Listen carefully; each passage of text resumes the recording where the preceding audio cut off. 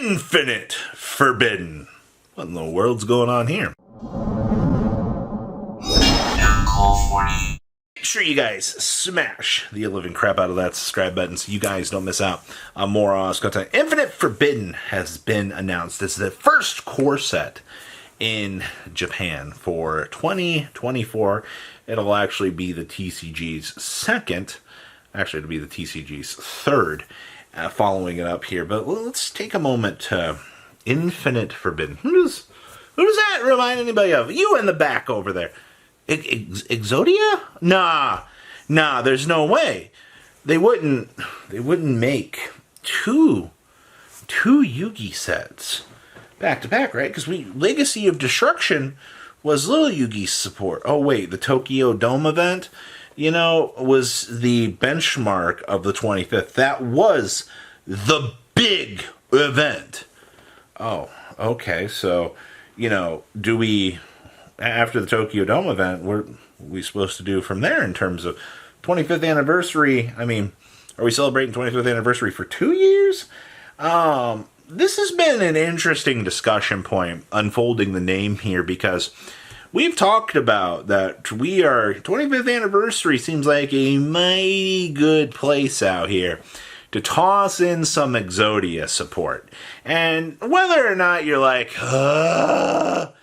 more nostalgia support, Konami, stop it. The way that they've been doing the nostalgia support, I'm going to be honest with you, I don't think it's a terrible thing that they dedicate a pack art to covering or to releasing, like 7 to 8 to 10 cards for a theme. That's okay, all right? Because you got to remember, in the marketing scheme of the trading card game, you want to be able to hit as many of the sectors as you actually can. So if, in theory, using the cover art to promote a certain anime theme as one of the more mainstream themes to tie in some nostalgia, to go, hey, you haven't played Yu-Gi-Oh! In a very long time, or, there's a lot to this that you got to think about on the grand scheme of things. So, Exodia, does it need support? It doesn't matter if it needs support or not. It's on the topic chain out here of ideas that you can actually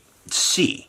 And realistically, I think the true Exodia, I don't even know if we're going to count true Exodia as a actual, Exodia support card, because, it was pretty much a joke card when it came out. A little cutesy sort of thing, but it was cool. When you think of Exodia, you think of what? Like Exodia Necros, the big blowing up of the hands against the blue eyes.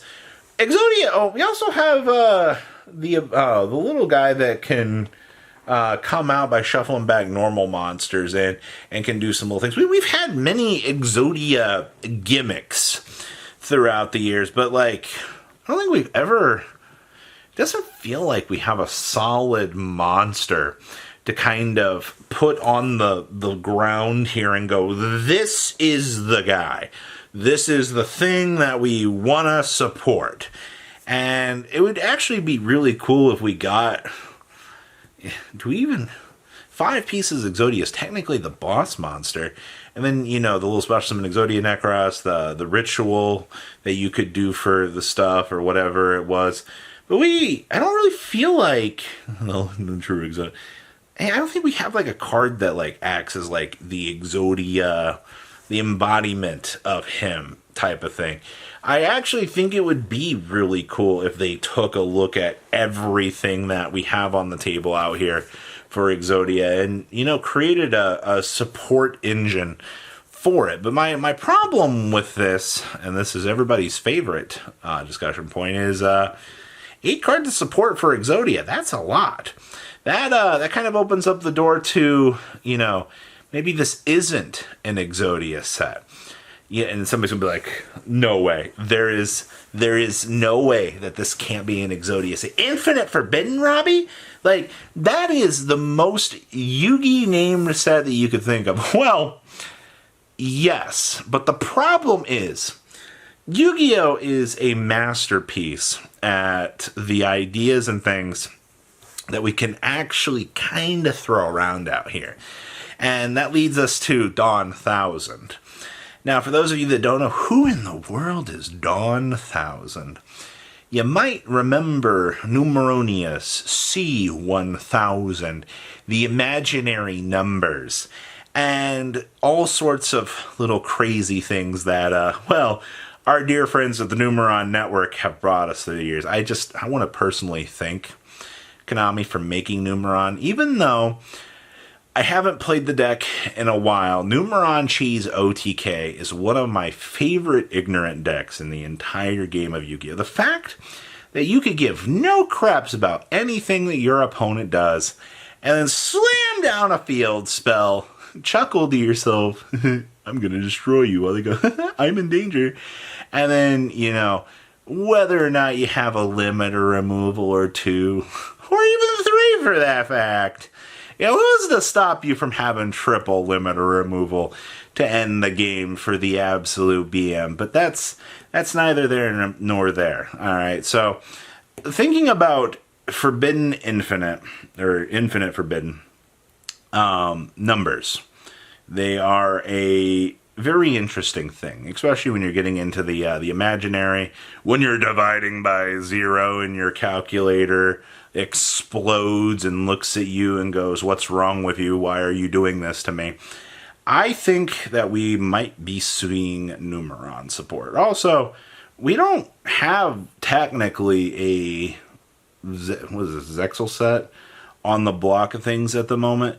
Like, we talk a lot about patterns on this channel. And if Konami was to want to actually make this an Exodia set, that means that they have to break the pattern, which the current pattern that we've been seeing right now, no surprise to anybody here with what I'm about to... I've got a PhD in this, by the way. Did you notice that it feels like every set is pulling from every era of the Yu-Gi-Oh! Anime? Wow. We had 5Ds already. We hit the Legacy Destruction set, which was Yugi. I don't think that Konami wants to break the mold here and do 2 of the same era. Once again, though, it is the 25th anniversary, and Konami has been a very tricky creature. They have found every once in a while to break the mold out here and want to push something that kind of breaks tradition. And that's fine. I mean, that's why, we could see this be Exodia theme. That's my grand theory. But my other subset here is, if we're not, cheesing out Exodia, then it's going to be Dawn 1000 Numeron support. My real question is what in the world do we give to, what 8 cards can we physically give to Numeron? Well, Numeron doesn't really have much of a backing right now. I mean, you literally have CI 1000 out here that requires, to jump up into this, crazy sub-win condition. You need, a C1 to get blown up, and you got to hit, some crazy thing. And then, you have a stray draw card that says draw cards based on the number of monsters that you have on your field. We've all seen... what is it, Memories of Hope or whatever. It's so good, but it feels like a win more card. They have the Numeron Network. They don't really have, besides the OTK, the cheese super win condition and the draw power, we don't really have anything going for the Numeron side of things. So I think if you're trying to give them an identity, using those 8 cards to actually do something here, I think this is a really cool idea. I think this is a good opportunity to do so. And, infinite numbers. I mean, you can create any numbers monster that you typically want to out here. I think this is a very solid example of, where we need to see the creativity in Yu-Gi-Oh! Actually blossom and showcase what they can do. And I think that this does make sense to be a Numeron style of set over Exodia. I hope that we could see something crazy. It would also be really cool to see some support overall for numbers, because, last time we got that was Utopia? We're not gonna talk about that? Okay. We're not gonna talk about that. So, some generic support with a tie-in to Numeron, I think would be absolutely awesome. So please, tell me what you guys think down below, and I'll see your beautiful faces back here in the day, guys. Peace out. Patrons! Thank you.